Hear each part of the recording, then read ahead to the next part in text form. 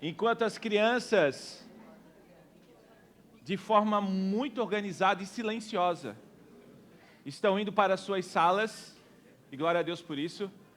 Se você está sentindo a falta de um homem mais ou menos dessa altura, um pouco calvo, Pastor Rafael está de férias, ok? Pastor Rafael está de férias, tenha aproveitado. Ontem nós celebramos o casamento de um casal de jovens aqui da igreja e a gente sentou junto lá na mesa e ele me perguntando, e daí eu tive que desviar algumas coisas, né? Mas ele fez eu passar o sermão junto com ele durante o jantar de casamento. Então já foi passado com ele durante o jantar, tá ok?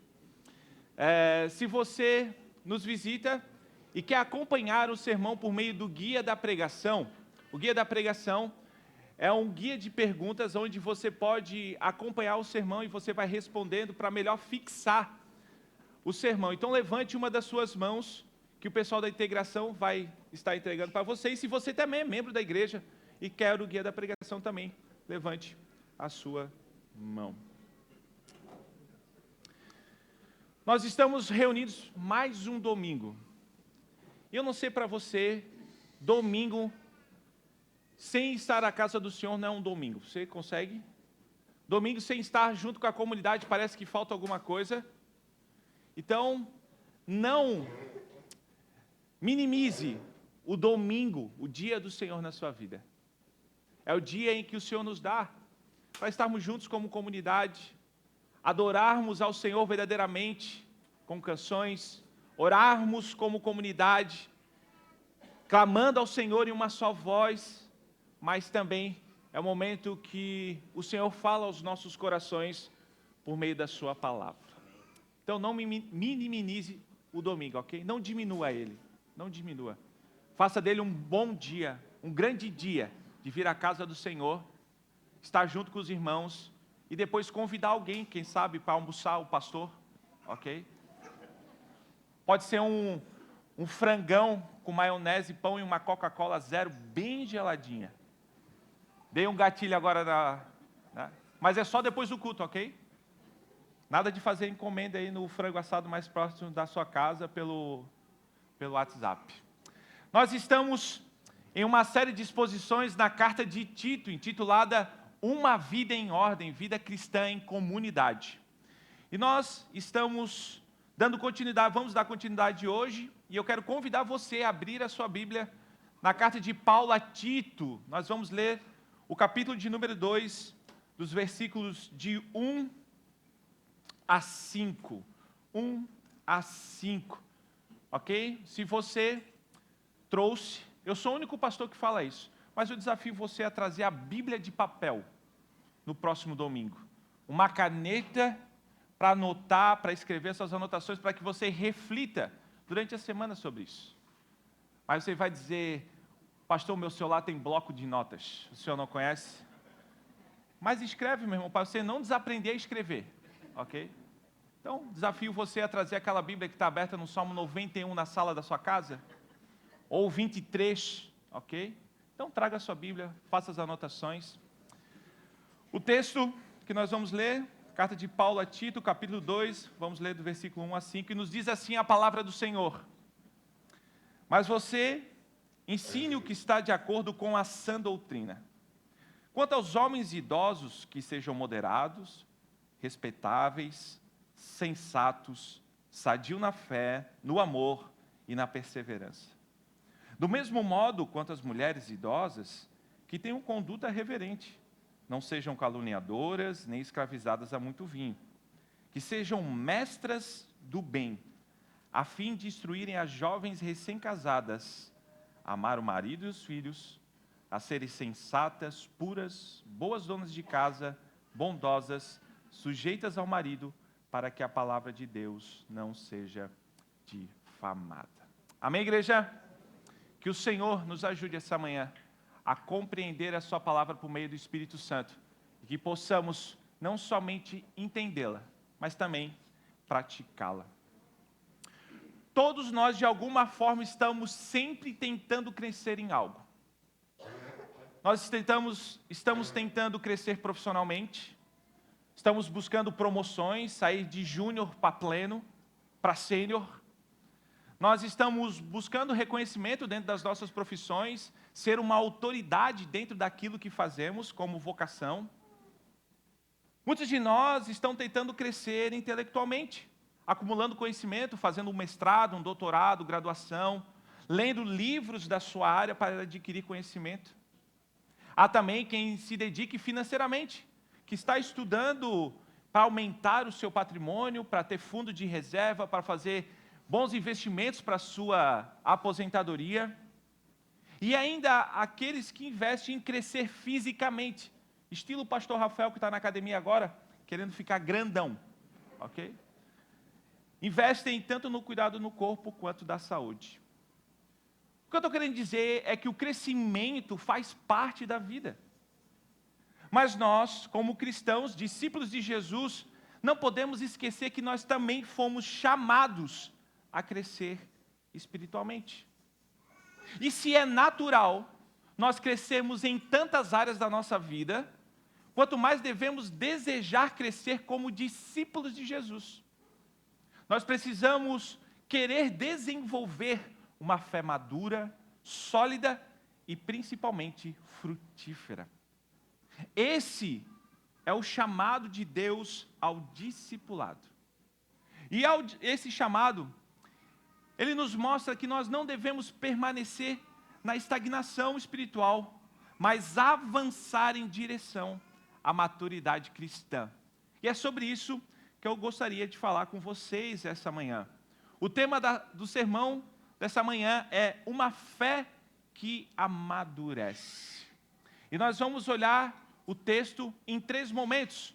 No primeiro momento, nós vamos ver que o crescimento da vida espiritual, por meio do discipulado, aonde vai nos dar uma fé que amadurece, ela começa com a palavra que instrui. Nós veremos isso no versículo 1. Depois nós vamos ver que uma vida de discipulado é uma vida onde homens inspiram outros homens a crescer na graça e no conhecimento de Deus, por meio do seu caráter. E veremos isso no versículo 2. E depois nós veremos mulheres que influenciam outras pessoas no discipulado cristão, nos versículos 3, 4 e 5. A ideia central do sermão de hoje é: o amadurecimento da fé acontece quando a igreja local vive o discipulado de forma intencional. Amém, igreja? Que o Senhor esteja conosco. E vamos para o primeiro momento, a palavra que instrui. Veja, Paulo está dando um comando a Tito. Ele diz: mas você ensine o que está de acordo com a sã doutrina. Paulo agora se volta para Tito, para que Tito faça contraste aos falsos mestres. Se você estava aqui no sermão passado, pastor Rafael nos falou que existem falsos mestres que ensinam falsas doutrinas, que estão levando pessoas a viverem totalmente contrária à vontade do Senhor. E agora, Paulo está dizendo a Tito: Tito, você deve fazer o contraste a tudo isso que eu falei antes. E como é que você deve fazer isso? Você deve, primeiro, ensinar. E o que você deve ensinar? Você deve ensinar tudo o que está de acordo, tudo o que convém, tudo o que se sobressai, tudo que é idôneo ao quê? A sã doutrina. Sã aqui é estar são, é estar bem, é estar com boa saúde. A sã doutrina, ela nos ajuda a estarmos livres de qualquer contaminação ou erro. A sã doutrina aqui aponta para aquilo que é correto, que é saudável, que está livre de contaminação. O último ponto do pastor Rafael foi que a falsa doutrina, ela vai como um vírus, ela infecciona a vida do cristão. Mas agora a sã doutrina é o antídoto dos falsos ensinamentos, porque ela vai livrar o cristão dessa infecção que leva ele para longe do Senhor. Johannes Vollenbius, um teólogo, ele no seu compêndio da teologia cristã vai dizer que a teologia cristã é a doutrina acerca de Deus, como Ele é conhecido e adorado para a sua glória e para a nossa salvação. Então, o que Paulo está orientando a Tito é ele pregar a sã doutrina. Aquilo que é saudável para que eu e você possamos conhecer mais a Deus e adorá-lo de forma correta. E também sabemos tudo que é necessário para que eu e você vivamos como discípulos de Jesus que foram salvos e resgatados pelo sacrifício dele na cruz do Calvário. Mas a pergunta que nós devemos fazer: quais são as implicações do ensino da sã doutrina na vida da igreja? Primeiro, é que a sã doutrina na vida da igreja preserva a verdade do Evangelho. Ela nos protege contra falsos ensinos, ela nos protege contra as distorções do Evangelho, ela guarda o nosso coração e guarda o coração da igreja, a fim de que o nosso coração esteja fixo somente na verdadeira mensagem do Evangelho da graça de Deus.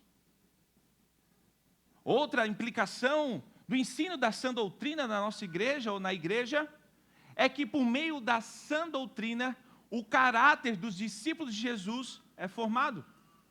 Porque a sã doutrina, ela não é um mero conhecimento, ela está ligada totalmente à vida prática. Não é apenas uma teoria, mas é um ensino que gera transformação, que nos leva à santidade, tanto homens quanto mulheres. O ensino da sã doutrina dentro da igreja local guia a vida da igreja. Veja, tudo que fazemos aqui é baseado naquilo que fazemos nas Escrituras. A sã doutrina organiza a nossa adoração. Nós não cantamos louvores que não correspondem com as Escrituras. O discipulado é como o modelo que Jesus Cristo nos deu por meio da sua palavra. O serviço, a comunhão, tudo isso é por meio da sã doutrina, porque sem doutrina bíblica, a igreja perde a sua identidade. Sem doutrina bíblica, ela acaba se tornando apenas uma instituição social. Mas vejam, qual o objetivo de Paulo lembrar Tito que ele deve ensinar a sã doutrina na igreja local? Paulo está querendo lembrar a Tito que a vida cristã é uma vida de discipulado. E que Tito deveria fazer isso ensinando a sã doutrina às pessoas, a fim de que elas verdadeiramente vivam o discipulado. Mas o que é discipulado? Mark Dever, em seu livro O Discipulado, vai dizer de forma simples que discipulado é ajudar as pessoas a seguir a Jesus. Enquanto Dietrich Bonhoeffer vai dizer que discipulado é seguir a Cristo. Qual está certo e qual está errado? Ambos estão certos. O pastor Jonas Madureira, em seu livro O Curso do Discipulado, vai chamar isso de homonomia. É quando uma palavra tem a escrita ou a pronúncia idêntica, mas tem significados diferentes. E esse é o caso da palavra discipulado. Discipulado é ao mesmo tempo seguir a Jesus como o seu discípulo e ao mesmo tempo ajudar outras pessoas a seguirem a Cristo. Deixa eu dar um exemplo para você. Alguns anos atrás, a dona Regina, a famosa dona Regina, minha mãe, que eu uso aqui nas ilustrações, ela teve que fazer uma cirurgia e ela foi fazer aqui no HU. Ela fez a cirurgia e tudo correu muito bem e eu fui visitá-la. Quando eu cheguei lá, tinha um médico juntamente com um monte de outros médicos atrás dele. E eu fiquei meio constrangido, disse assim, eu queria falar com o médico, mas como é que eu falo com ele? Tem um monte de gente, né? Aí depois eu fui entender que aquele médico é um médico que auxilia os residentes. E é interessante porque, se você olhar, é exatamente isso que é o discipulado. Alguém que seguiu a sua profissão, estudou sobre ela, a fim de poder executar aquela profissão, mas ao mesmo tempo, ele está ensinando outras pessoas a fazerem aquilo. E essa é a vida de discipulado. Deus nos chama a seguir ao seu Filho amado Jesus Cristo, mas ao mesmo tempo ajudar outras pessoas a serem parecidas com Jesus. Entenda que a jornada cristã é uma jornada de discipulado. E isso se dá no contexto de onde? Da igreja local. Discipulado não é apenas transmitir conhecimento, é colocar Jesus no centro da nossa vida. Discipular não é por acaso, é uma ação intencional e consistente de crescer espiritualmente. Discipulado é fazer com que as pessoas se tornem mais parecidas com Cristo. A minha aplicação para você nesse ponto: esteja envolvido em discipulado. A abordagem de discipulados, meus irmãos, não se limita a líderes. Não é função somente do núcleo pastoral. Não é somente função dos coordenadores de áreas, dos facilitadores. Trata-se de um chamado a todos os crentes para cultivarem de forma intencional os seus relacionamentos por meio da fé. Faça isso não esperando algum status para ser reconhecido dentro da igreja. Faça isso de forma amorosa. Faça isso de forma paciente. Faça isso confiando mutuamente. Discipulado não é onde um fala e o outro só escuta. Crie um espaço para que ambos possam ser confrontados e corrigidos. Crie um espaço onde o ensino possa ser mútuo. Crie um espaço de discipulado a fim de que ambos possam imitar a Cristo na vida cristã. O discipulado tem que ser uma cultura comunitária. Ela não pode ser uma cultura de uma só pessoa, de um só grupo, só de homens, só de mulheres. O Senhor nos chama a viver Nova Cidade, Igreja Nova Cidade, como uma igreja que tem uma cultura comunitária e prática de discipulado. Então se envolva. Se envolva.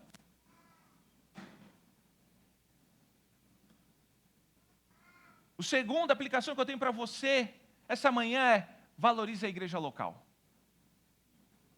A igreja local deve ser o lugar onde a fé dos membros é fortalecida e alimentada domingo após domingo pela palavra de Deus. Não existe cristianismo saudável sem compromisso com a comunidade de fé. Isso se chama membresia. E veja que a igreja local é indispensável na vida cristã, porque é nela que nós somos instruídos, exortados, consolados, capacitados para servir e ajudar outras pessoas no discipulado. E você consegue entender que em uma sociedade marcada por segregação, divisão e individualismo, a igreja local se torna um local único, que por meio do evangelho pregado e vivido, pessoas tão diferentes podem conviver como irmãos em amor e unidade. É somente na igreja que você vai ver o irmão com ensino médio ou fundamental auxiliar um doutor a ser mais parecido com Cristo. Em que outro local você encontraria isso? Essa é a beleza do discipulado. Essa é a beleza da igreja local. Nós estamos reunidos aqui, não porque somos melhores do que os outros.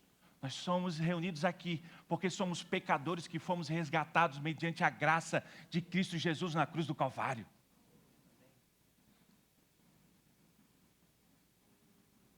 Valorize a igreja local, porque a igreja local é o sinal visível do reino de Deus no mundo. E o reino de Deus é um reino de discípulos de Cristo Jesus. Valorize a igreja local. De repente você é um não cristão, alguém ainda que não é discípulo de Jesus e está aqui essa manhã e deve estar se perguntando: eu abrir minha vida para outra pessoa que eu nem conheço? Eu falar dos meus problemas para outras pessoas? Não, eu dou o meu jeito. Eu faço da minha maneira. A questão aqui é que você está perdendo uma dádiva de Deus dada aos seus discípulos. Primeiro, de não andar sozinho. Porque é isso que discipular, você não se discipula sozinho. Você precisa de outra pessoa. Andar sozinho para um discípulo é contraditório. E é isso que é maravilhoso. Você está perdendo a oportunidade de conhecer mais a Cristo. A oportunidade de caminhar com outra pessoa e ela te explicar verdadeiramente quem é Jesus, para você não trocar mais Jesus por Genésio. Essa é a maravilhosa bênção de Deus que Ele nos dá em viver em comunidade. Porque é muito mais do que abrir coração. É muito mais do que falarmos dos nossos problemas. É sermos cada dia mais parecidos com Cristo. Ele é a nossa fonte de inspiração. Ele é o nosso objetivo final. Sermos cada dia mais parecidos com Cristo Jesus. E tudo isso se dá quando a sã doutrina é pregada domingo após domingo no nosso culto da igreja local. E é interessante que Paulo vai dizer, num segundo momento, que Tito deve fazer isso a fim de que homens idosos sejam inspiração para a comunidade local. Veja o versículo de número 2. Quanto aos homens idosos, que sejam moderados, respeitáveis, sensatos, sadios na fé, no amor e na perseverança. Veja que Paulo, no texto que nós lemos, ele está dando diferentes instruções para diferentes categorias de pessoas. No texto que nós lemos, veja que Paulo está dando instruções importantes tanto a homens quanto mulheres. Mas nos sermões futuros vocês vão ver que tem aos jovens e também aos servos. O que Paulo está querendo dizer para nós aqui é que diferentes idades e diferentes papéis sofrem desafios e tentações diferentes. E veja que Paulo está chamando aos homens idosos, aos homens mais velhos, para que eles tenham um caráter moldado. Quanto aos homens idosos, que eles sejam moderados, respeitáveis, sensatos. Moderados aqui é aqueles homens controlados, equilibrados. Homens respeitáveis que são dignos de estima ou respeito. Por causa do seu comportamento, as pessoas o respeitam. São homens sensatos. Que o seu comportamento leva à sensatez. O que Paulo está querendo nos dizer aqui é que o caráter transformado de alguém que é discipulado pela sã doutrina está em contraste aos cretenses que nós vimos na pregação anterior. Vocês vejam que os cretenses eram conhecidos como homens mentirosos, comilões e feras terríveis. Mas todo aquele na igreja local que está debaixo da sã doutrina, imitando e querendo se tornar mais parecido com Cristo, ele é alguém que tem o seu caráter transformado. Outrora ele era alguém desequilibrado em suas ações, mas agora ele tem o domínio próprio, o autocontrole. Outro momento, as pessoas riam deles pelas atitudes, agora as pessoas os respeitam por causa do seu comportamento. As pessoas agora veem eles com sensatez, não são impulsivos e tomam decisões de qualquer maneira. Mas o que Paulo está querendo dizer é que isso não foi simplesmente um dia ele acordou e disse, eu quero me tornar diferente. O que ele está dizendo é que o ensino da sã doutrina por meio do Espírito fez com que homens que outrora eram conhecidos pelo um péssimo caráter, agora são respeitáveis porque o seu caráter foram transformados e moldados à luz do Evangelho. A tal ponto que a sua fé o seu amor e a sua esperança inspiram outras pessoas. E quando Paulo está dizendo de fé aqui, a fé desses homens agora é conhecida por dois motivos. O primeiro motivo é que eles reconhecem que Deus é criador de tudo e de todos. E isso sustenta a sua fé. Eles sabem que toda boa dádiva, que toda criação provém de um Deus poderoso que criou céus e terra. No segundo momento, a fé dele também tem como pilar sólido o evangelho da graça, que ele sabe que por si só não poderia ser salvo, mas agora ele crê que Jesus Cristo é Senhor e Salvador da sua vida e que de forma graciosa resgatou ele das trevas para a verdadeira luz. Essa é uma fé que inspira outras pessoas. Ao mesmo tempo, o amor dele, que aqui nós podemos ver dois outros motivos. O primeiro, de um amor leal. O amor dele a Cristo é tão leal que isso constrange as pessoas.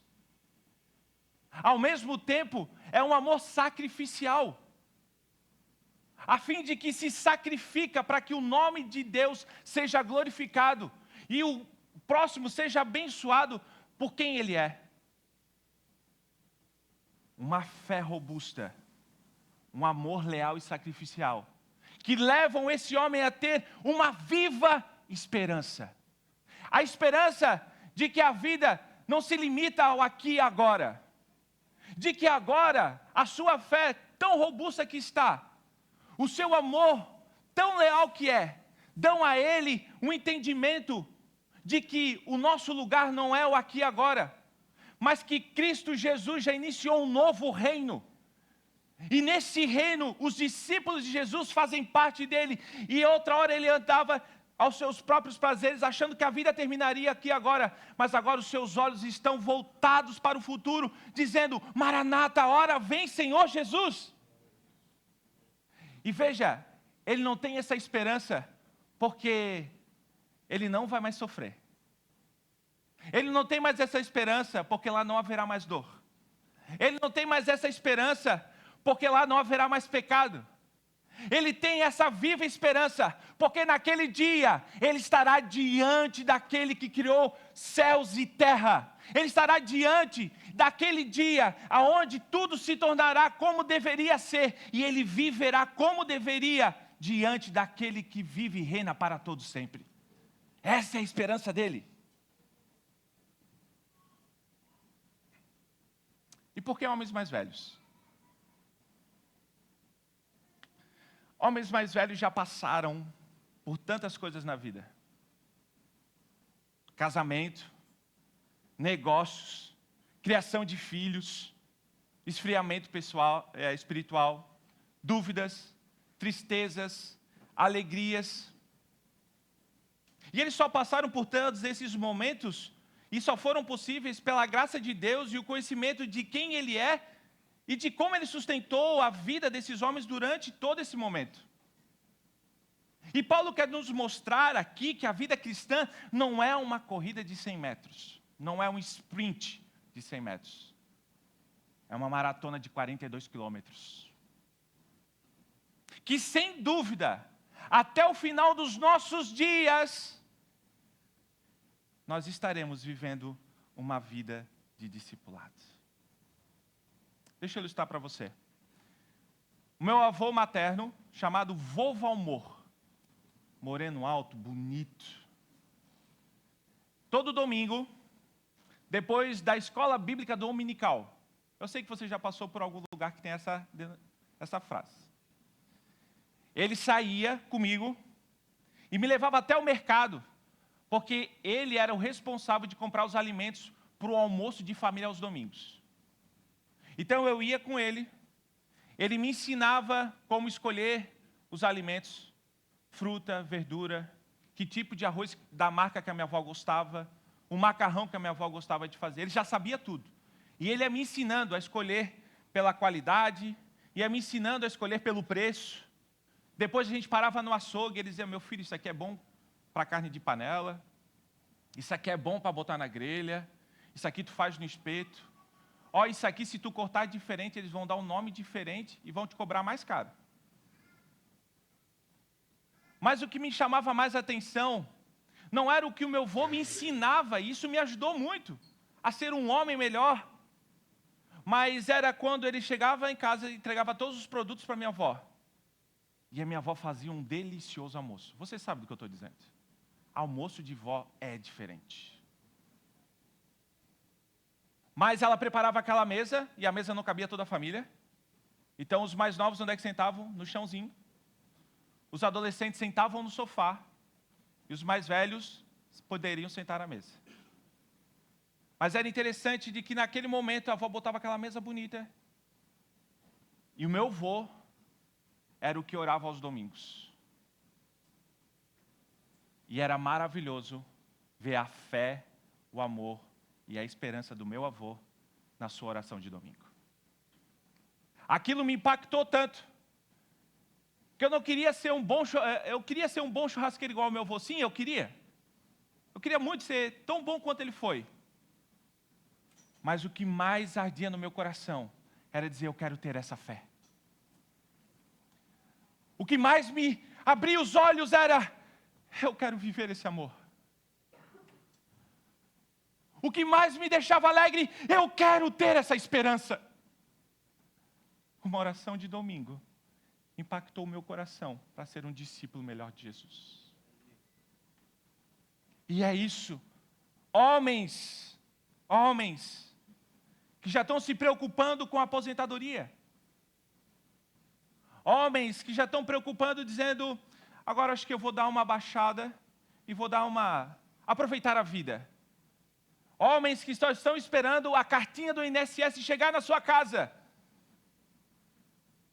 O Senhor conta com você ainda. O Senhor está te chamando e te relembrando essa manhã que você ainda tem muita lenha para queimar. Você ainda tem muito a fazer pelo reino de Deus.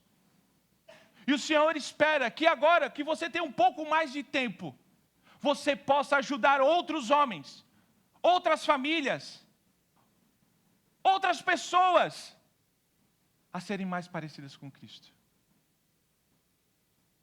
Há pessoas na nossa comunidade que precisam de ajuda no casamento. Que tal você ajudar essas pessoas a organizarem o seu casamento a fim de serem mais parecidos com Cristo? Há casais novos na igreja que estão com dificuldades de criar os seus filhos. Que tal você que já cuidou de 5, 6 marmanjos, ajudar eles a educarem os seus filhos e discipularem os seus filhos? O Senhor está chamando vocês, homens. Homens. O Senhor está chamando vocês. A minha oração para você essa manhã é que o Espírito Santo te incomode, que arda no seu coração o desejo de discipular outras pessoas. A vida não acabou. Você ainda tem muito o que fazer para o reino de Deus. Ao mesmo tempo, eu quero falar com os jovens que estão aqui. Eu sei que muitos jovens podem não ter tido uma referência familiar de um discipulado, de um pai ou de um pastor, ou de um líder que ajudou ele no desenvolvimento da fé cristã. Mas aqui na nossa comunidade, nós temos homens que podem ajudar você nesse desafio. Que tal você quebrar o orgulho e o preconceito, achando que um homem mais velho não tem nada para dizer para você no século 21? E abrir o seu coração e rasgar a ele e pedir, me ajude, me oriente, para que eu possa ser um discípulo melhor de Jesus. E deixa eu falar um negócio bem sério para você jovem aqui. Se você não está procurando ajuda, simplesmente porque essa pessoa mais velha é diferente de você, dentro da ideologia política, você está fazendo errado. Eu não vou falar com ele, porque ele tem uma posição totalmente diferente da minha politicamente. E eu não quero. Não faça isso. Não faça isso. Deixe isso de lado. Homens aqui são tementes a Deus, vão entender e te ensinar a como construir uma família de acordo com a palavra de Deus, a ter bons relacionamentos e boas dinâmicas de vida, a fim de ajudar você a entender ser um mordomo dos recursos que Deus tem te dado, a como ter uma vocação que glorifica a Deus. Então não deixe que coisas pequenas afastem você de vivenciar aqui e agora um discipulado, para que você cresça a ser mais parecido com Jesus.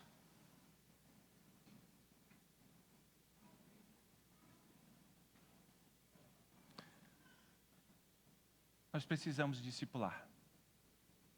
E o Senhor está esperando homens a serem essa inspiração. Não pelos seus recursos, não pela sua intelectualidade, mas sim pela sua fé robusta, o seu amor leal e a sua esperança viva. Não se esqueça disso. Mas Paulo não para aí.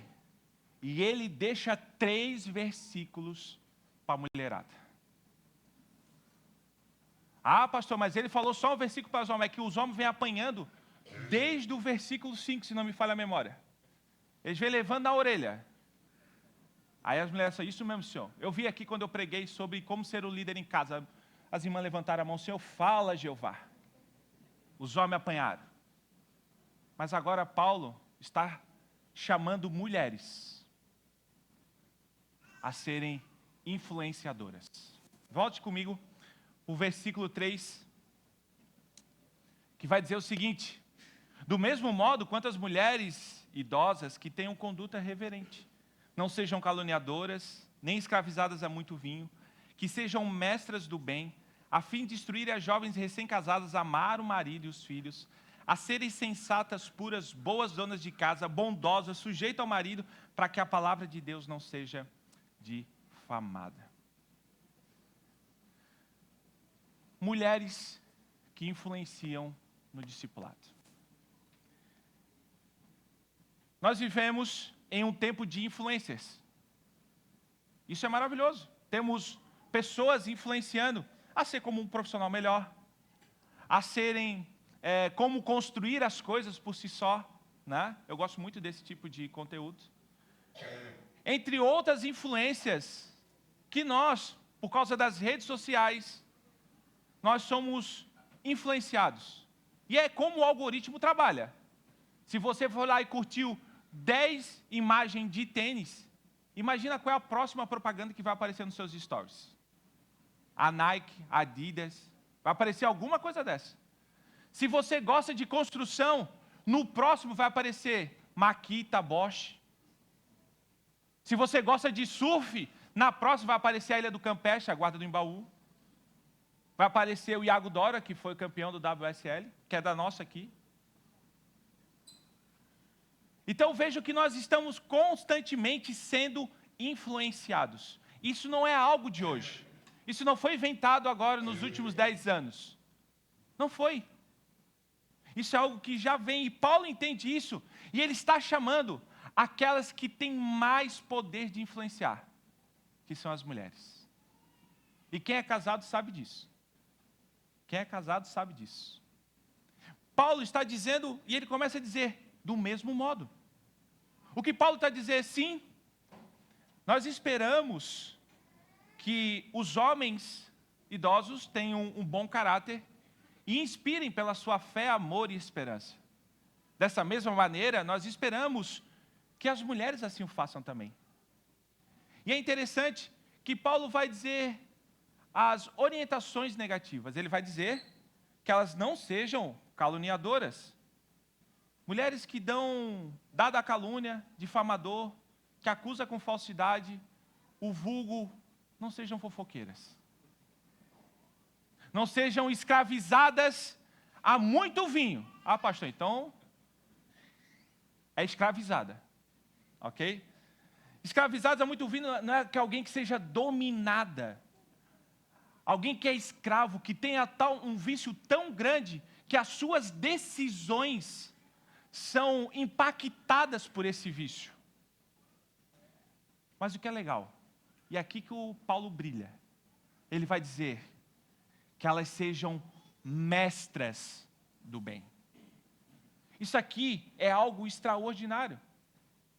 Numa cultura onde mulheres não têm voz, Paulo está chamando as mulheres de Creta a serem influenciadoras, não sendo fofoqueiras, não tendo vícios, porque as cretenses eram conhecidas assim. Elas ficavam em casa e ao mesmo tempo ficavam de casa em casa contando as histórias que aconteciam na cidade. E ao mesmo tempo elas não eram só os homens que eram escravos de vício, como comida e bebida, mas elas também assim o entregavam. Então o que Paulo está dizendo assim, não sejam essas, mas que vocês sejam mestras do bem.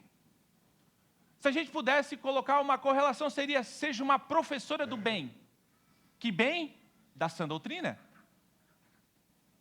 Do bom ensino. Que é marcado por ensinar o que é bom, ao contrário do que é falso ou mal. E o interessante é que se você procurar nas Escrituras, somente aqui vai aparecer esse termo, que do grego é kalodidaskalos, que significa ensino bom. Paulo cunhou uma palavra para mostrar às mulheres e chamar as mulheres a influenciarem, não somente pelo seu caráter, mas também para ensinarem o que é bom. E deixa eu fazer uma aplicação para você, mulher, principalmente da nossa comunidade. Olhe bem para mim, tenho a primeira aplicação para você. Estude teologia. Estude teologia. Esse não é só uma aplicação, mas é um pedido do núcleo pastoral para você. Ei, mulher da nova cidade, estude teologia. Dê robustez à sua fé. Eu sei que livros devocionais são maravilhosos, eu também gosto e tenho muitos na minha estante, e eu leio diariamente eles. Mas o que eu estou dizendo para vocês é conhecer as doutrinas a fundo. É saber sobre providência. É saber sobre soberania. É entender a obra do Espírito. É saber definir o que é um Deus triuno, sobre a Trindade. Estude teologia a fundo, e eu quero me comprometer com vocês.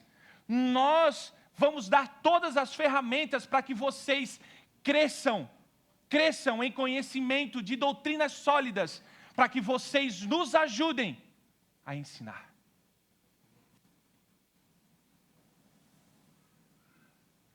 Nós precisamos de vocês. Precisamos de vocês com seus conselhos. Precisamos de vocês com a visão do todo que o homem não tem. A visão do todo de vocês.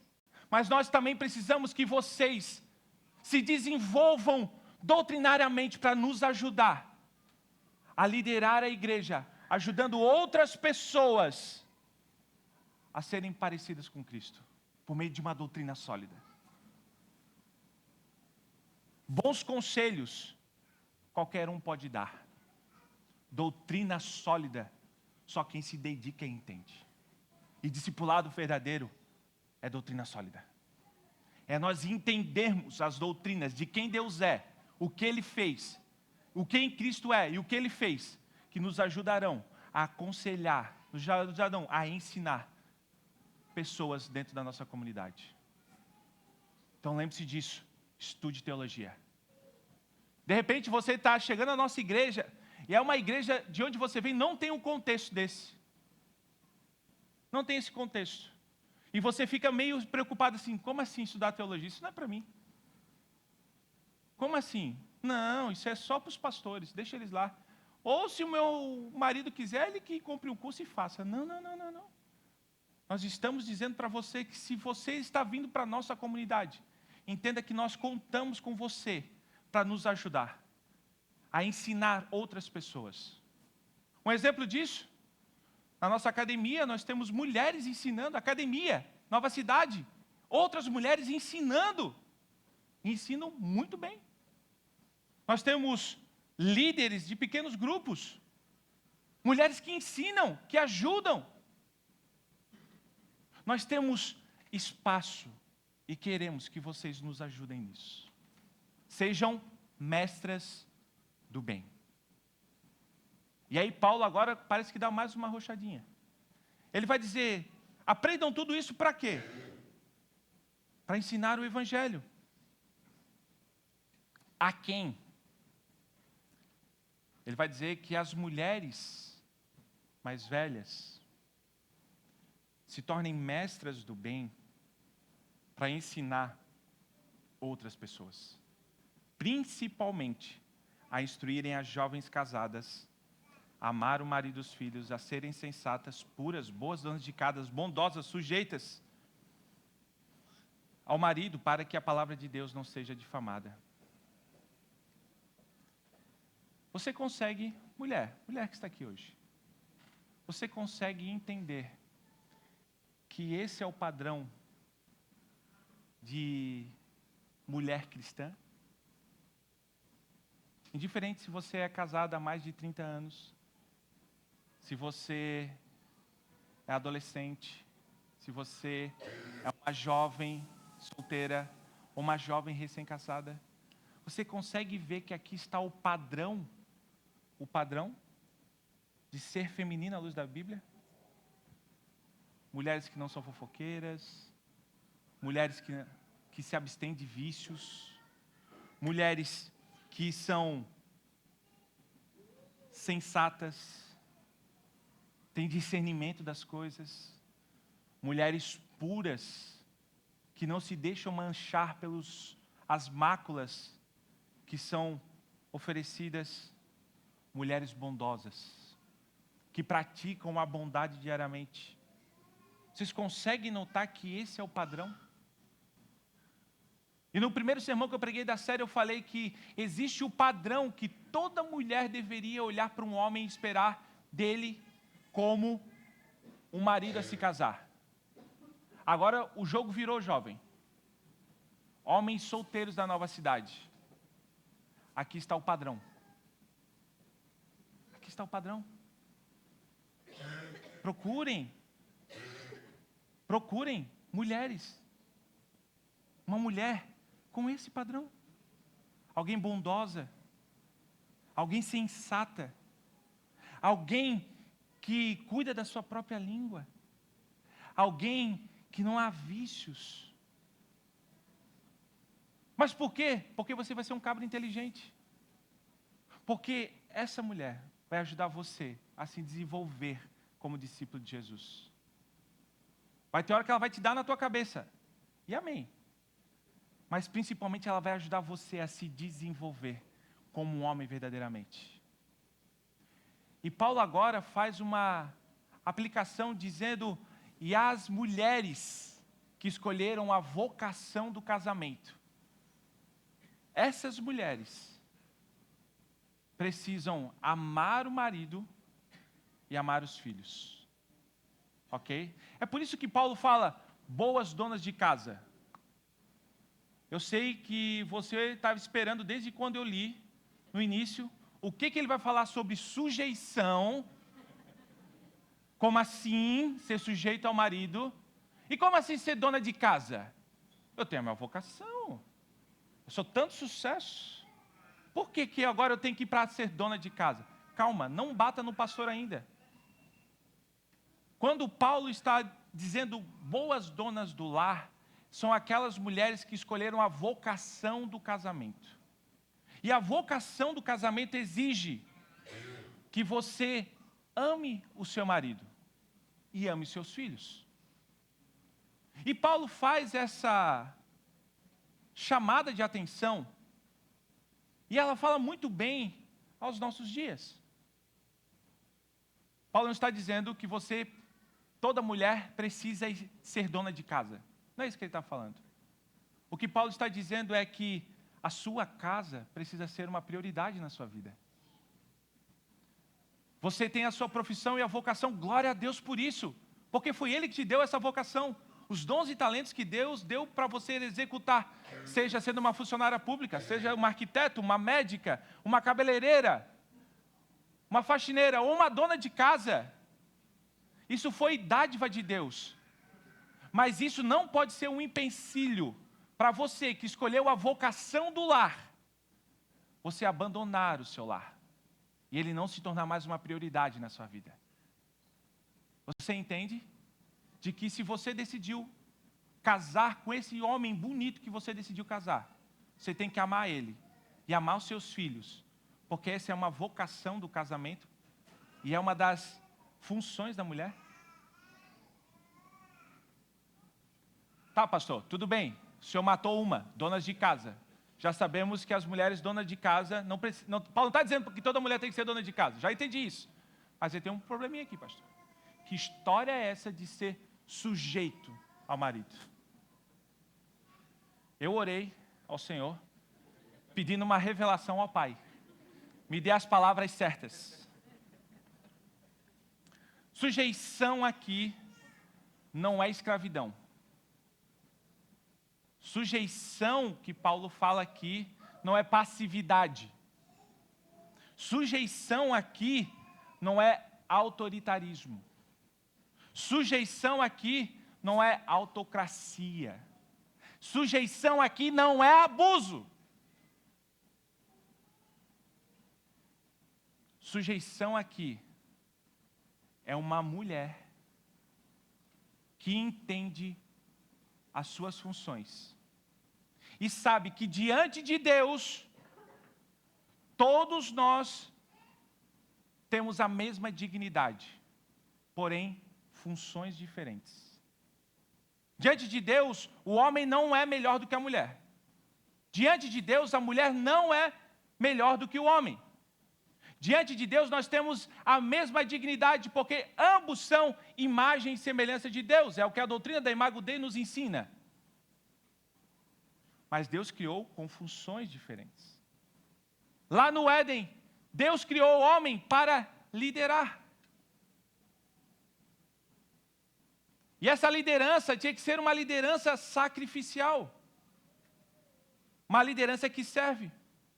E o marido deveria se sacrificar pelo bem da esposa como Cristo fez pela igreja.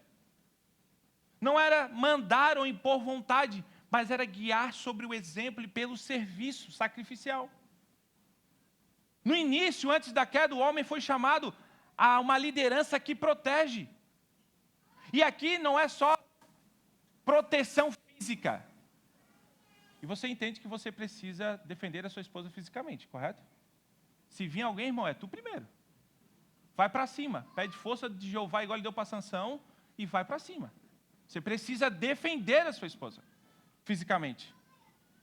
Cuidar do bem-estar dela. Isso se dá, sabe o que quer? Que tal um colchão novo? Sua esposa está com 4 hérnias de disco.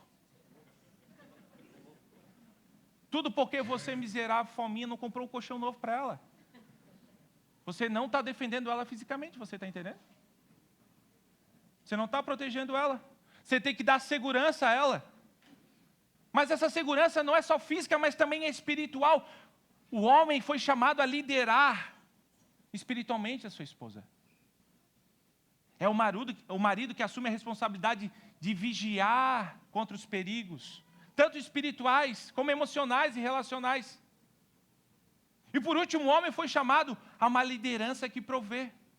E aqui não é provisão só de finanças, porque provavelmente você já escutou algum homem, e se o Senhor está falando contigo, ele vai falar de novo, que chega em casa e você confronta ele e diz assim: eu já trouxe o sustento para casa, isso só é suficiente. A minha função é colocar comida na mesa.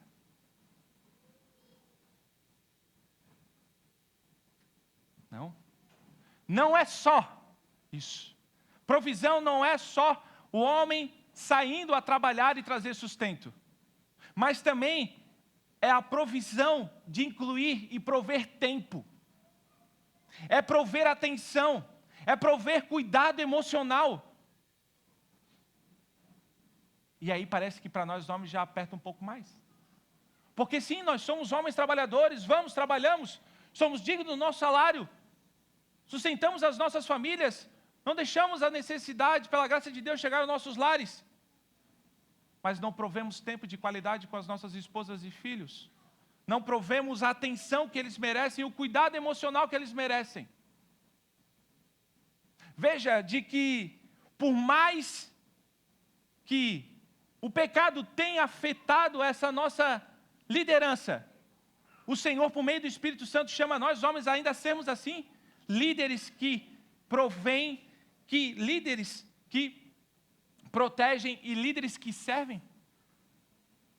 Mas tudo isso eu falei para dizer que o Senhor também chamou mulheres a serem uma auxiliadora. E parece que a auxiliadora, na nossa língua, ela tem uma conotação muito ruim, né? Quem tu é? Eu sou auxiliar de almoxarife. Parece que diminui. Sou auxiliar disso, auxiliar daquilo. Parece alguém que não é capacitado para desenvolver alguma coisa, não parece? Mas o que a Bíblia nos diz sobre esse termo de auxiliar, é o mesmo o termo usado para dizer que o próprio Deus é aquele que dá socorro. Auxiliar aqui é o mesmo tempo usado do salmista para dizer que Deus é o seu refrigério, que é o seu socorro, que é o seu auxílio.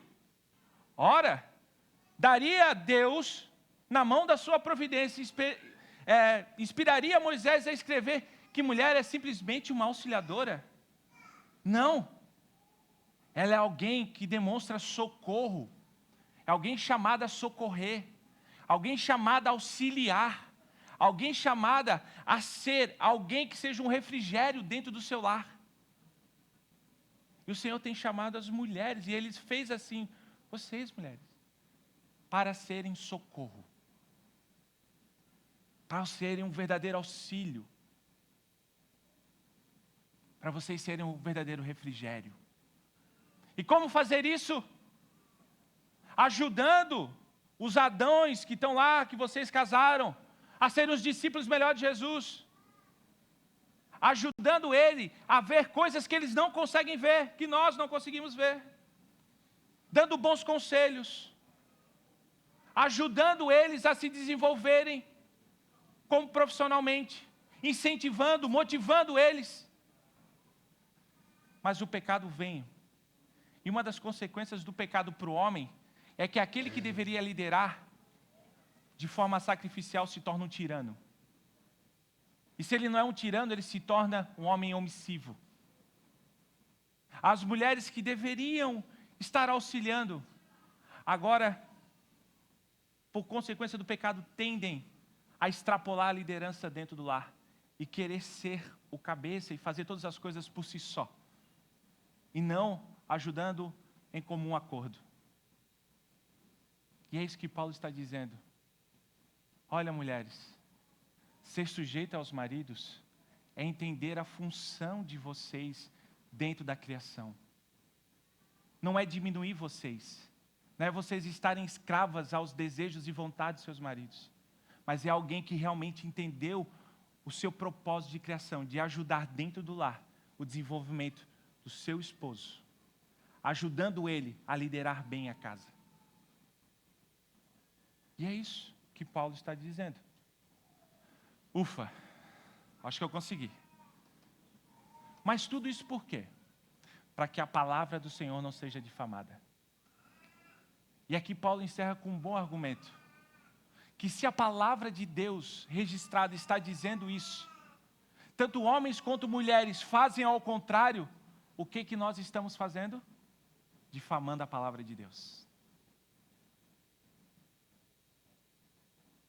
Eu e você precisamos da sã doutrina para nos desenvolvermos como discípulos verdadeiros de Jesus, a fim de que possamos ajudar outras pessoas a conhecer a Deus e assim cumprir o que Ele desejou para nós, a fim de que eu e você não envergonhemos o Evangelho, a fim de eu e você não difamamos a palavra de Deus. A minha aplicação para você, nesse ponto, é: ame ao Senhor, cuidando bem de você e cuidando bem daqueles que Deus deu na mão para você cuidar. Cuide bem de você, cada dia mais se tornando uma discípula de Jesus firme, que entende as doutrinas, que tem disponibilidade de ajudar outras pessoas a seguir a Cristo. Faça isso. E também cuide daqueles que Deus deu na mão de você dentro do seu lar. Discipule seus filhos. Tira um pouquinho de patrulha canina da vida deles. E apresente para eles o Evangelho. Pode contar a história de Davi, a história de Moisés, a história de Golias, tantas outras histórias, mas no final aponte para eles dizendo que Deus está cuidando da nossa história e que por meio dele nós temos um novo futuro, uma nova história. Discipule seus filhos, que eles conheçam a Cristo, porque as falsas doutrinas estão estragando as casas. É o que Paulo falou antes. Mas a sã doutrina, ela faz que novos discípulos de Jesus cresçam dentro dos lares. Vamos ficar de pé?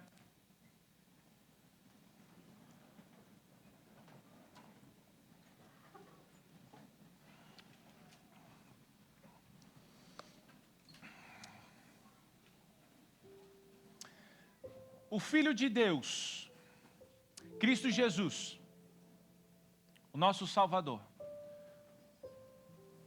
o Verbo que se fez carne, a imagem do Deus invisível, aquele que curou cegos, fez coxos andarem, aquele que ressuscitou mortos, aquele que ressuscitou ao terceiro dia, depois de uma morte dolorosa na cruz, onde o seu sangue foi derramado para a remissão dos pecados. O Filho de Deus. Você consegue compreender a magnitude de quem Cristo Jesus é?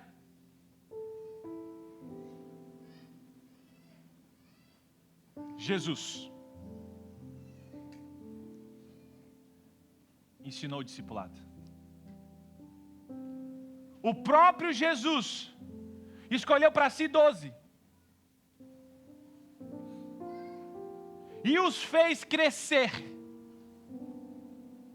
não usando neurolinguística ou programação, não usando gatilhos, mas desenvolveu eles como discípulos. E fez isso como? Pregando o Evangelho, ensinando eles. E se não é o Sermão do Monte, o próprio Jesus construindo o caráter dos seus discípulos. E se não é nos momentos onde há um convite, vamos orar. Não é Jesus transformando a vida cristã dos seus discípulos. Não é discipulado Jesus indo resgatar eles no meio de uma tempestade, a fim de que nos momentos mais difíceis da vida eles possam crer que Jesus irá os resgatar. Se o Filho de Deus, o nosso Salvador, fez isso, quem somos nós para não fazer igual ao nosso Mestre? O Senhor nos chama a uma vida discipulada. Aos nossos irmãos idosos, o Senhor chama vocês ao discipulado. Aos adultos da nossa igreja, recém-casados, o Senhor chama vocês ao discipulado. Aos jovens e adolescentes, o Senhor chama vocês ao discipulado. A minicidade, o Senhor chama essas crianças ao discipulado, a fim de que todos imitem a Cristo e ajudem outras pessoas a se desenvolverem como discípulos de Jesus. Eu queria convidar você a orar agora, nesse momento, exatamente para isso. Que o Senhor nos ajude, por meio do seu Espírito, a sermos mais parecidos com Ele. E que Ele nos capacite a ajudar outras pessoas a se desenvolverem na fé cristã. Senhor, diante do Senhor, mais uma vez em oração nos achegamos, na certeza de que o Senhor nos ouve e de que o Senhor falou pela sua poderosa palavra. Nós te pedimos, Senhor, que o Senhor nos dê um espírito corajoso. Corajoso, Senhor, para praticar o discipulado. Senhor, nos dê o entendimento claro, Senhor, por meio do Teu Espírito Santo, para que nós possamos ser mais parecidos com o Senhor. Santifica-nos, Senhor, na Tua palavra. Ó Senhor, nos ajuda, Pai. Nos ajuda a sermos mais parecidos com o Senhor. Nos ajuda a sermos mais parecidos com Cristo Jesus, Pai. Nos ajude. Nós sabemos que não conseguimos pelas nossas forças, mas conseguimos porque o Teu Espírito Santo nos capacita. Ah, Senhor, nos dê desejo. Que a nossa alma seja sedenta, Pai, de Te conhecer, Pai, de saber mais quem Tu és, Pai, pelas doutrinas reveladas na Tua Escritura. Homens e mulheres com uma fé robusta, homens e mulheres com um amor verdadeiro, homens e mulheres com uma esperança viva. Senhor, nos capacita a ser essas pessoas. Senhor, nos ajuda a ensinar o que é bom, o que está conforme a Tua palavra. Que os nossos momentos não sejam somente com os iguais, os mesmos gostos, as mesmas afinidades, mas, Senhor, nos dê a clareza do que é o Evangelho e a clareza do que é discipulado, para que possamos abrir a nossa agenda, abrir as nossas casas, a fim de que outras pessoas que não estão na nossa bolha, que não fazem parte do nosso grupo, possam ser chamadas a se tornarem um discípulo de Jesus. Senhor, eu Te peço, nos capacita, homens e mulheres que o Senhor chamou, homens e mulheres que agora, aqui, nesse exato momento, clamam ao Senhor pedindo que o Senhor seja conosco e nos desenvolva como discípulos de Jesus. É o que nós Te pedimos, no nome daquele que morreu na cruz por nós, Jesus Cristo, nosso Salvador. Amém. Vamos responder esse sermão com essa canção. Feche seus olhos, medite, cante.